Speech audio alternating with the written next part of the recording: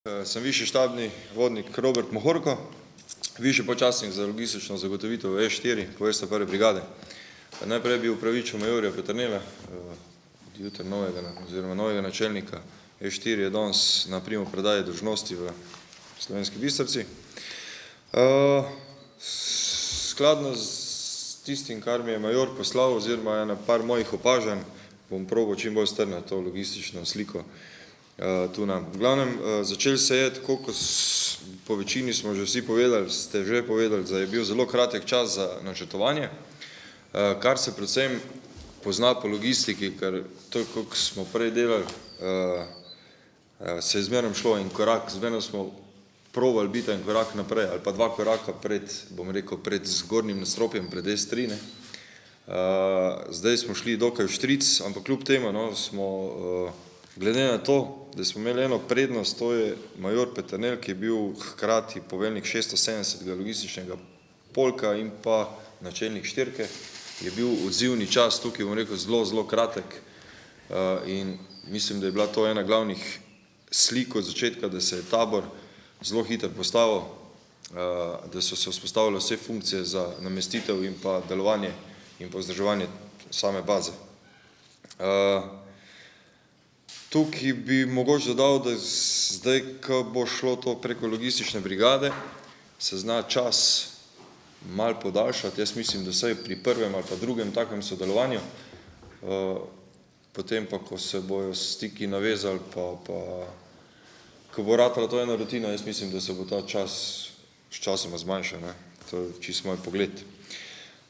En od takih, recimo tudi zanimivih, vsaj zame je bilo sodelovanje, se pravi to združene bojevanje, ne, predvsem sodelovanje z redovskim bataljonom in njegovimi enotami. Zakaj? Zaradi tega, ker do zdaj je štirka, bom rekel, sodelovala z 3-4 enotami in pa različnimi manjšimi pridodanimi enotami na vajah, ne.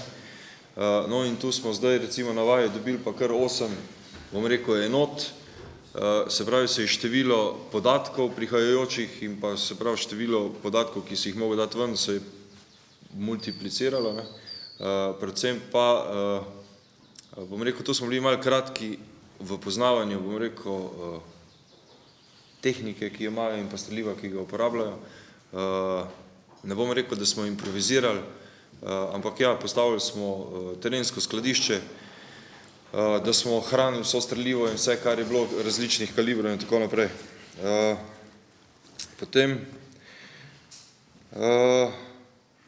bil je en izziv, sploh za mene, ko me je načelnik sektorja postavil za, bom rekel, premikača, sem se ukvarjal s premikom na vajo in pa nazaj domov, predvsem je bil izziv, ker smo že delali z različnih lokacij, ne pa s tolikih lokacij iz cele Slovenije, v enem dnevu, v kratkem periodu na teren sam.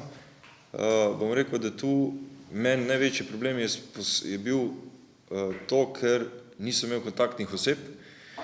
Ja, podatke, ki jih dobiš oziroma, bom rekel, ne naučiš ali pa znaš potegnati slike, ampak je kar tudi nadzor sam nad premiki na teren je bil, bom rekel, dokaj dober, definitivno pa ne tak, ki si ga jaz osebno ali pa logistika želi, ne.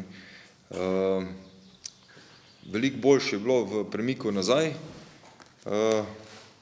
tako da to je en izziv, kateri že delamo na tem, da se bo to v bodoče izboljšalo, hvala Bogu.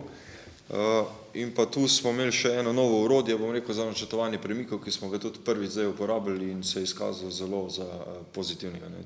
Predvsem skrajša čas samega načrtovanja, seveda, če pa imaš kvalitetne input podatke, ne, se pravi število in pa tako naprej. To, potem ena pomanjkljivost, ki je bila recimo med samo vajo, je bila logistična koordinacija z vsemi enotami, ki so bili na vaji, ne. Poveljujoči večinoma, mogoče bom zdaj malo grd ali pa tudi ne, no, poveljujoči največkrat vedno pridejo, aha, okej, nastanitev imam, zajest imam, potem pa še samo operativo, bom rekel, delovanje furajo naprej in tukaj malo pozabi na logistiko in potem, ko pride do problema, ne, pa ja, rabimo še to, pa to, pa to, potem pa je spet, bom rekel, grd izraz improvizacija, ampak ja, se skače in se vleče vseh koncev. To je bila ena moja, kar sem jaz opazil, potem druga je bila, ki se navezuje na to, je pomanjkljivost, recimo lognet, ne, ki ga pač nismo imeli vzpostavljenega. Tretja je bila zagotovitev materialnih sredstev, to pa zdaj gledam eno sliko tako nazaj, ne, ko se spravljamo na teren, vemo, da imamo po vseh vojašnicah, po vseh enotah določena sredstva v določenih količinah, ne, in ko pa gre neka večja enota nekam na kup, nimamo nekega skladišča oziroma to, da je na kupu, da tam črpamo to, ne. Kar predstavlja pa velik izziv za logistiko, predvsem recimo konkretno postelje na 6 različnih lokacijah, manjše količine, da dobiš neko zadostno količino, ne. In govorimo tudi tukaj o vozilih, ne v bojnih glavnih vozilih, ki so, ampak vozilih za podporo, ne, ker smo recimo imeli VIP dneve, pa to je bilo treba zagotoviti določeno število takih vozil, takih in to smo potem črpali po celi Sloveniji in vozil dobesedno še dan pred VIP dnevom na terenu. Glede centralno organiziranosti logistike, nove logistične brigade, verjetno odpravljeno, ne? Jaz koncept logistične brigade, ki bi zanimivo je ta, da brigada v operativne enote, ki so v operativnem ciklu, daje prednje logistične elemente, ali bataljon, četo ali vod, ki so oblikovani glede na namen naloge, od transporta do zelenitev. Tega še smo imeli in ona se tem naslanja nazaj v svoje skladišča ali pa je to pozicioniranje sredstev se naslanja na te segmente. No in glih v tej fazi, če lahko dopolnim tu, glih v tej fazi se pravi preoblikovanja, ker še to vse ni postavljeno, ne, je pač zdaj bilo na nas toliko, da smo zdaj iskali pa kupčkali potem na velik kup.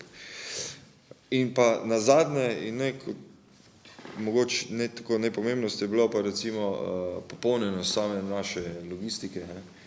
Glede na to, da smo bila da je bil dolih en častnik, bom rekel stalen, pa en počastnik, občasno 2 po logistiki, je to bilo kar precejšen zalogaj za opraviti to nalogo, ne. Toliko z moje stvari, hvala.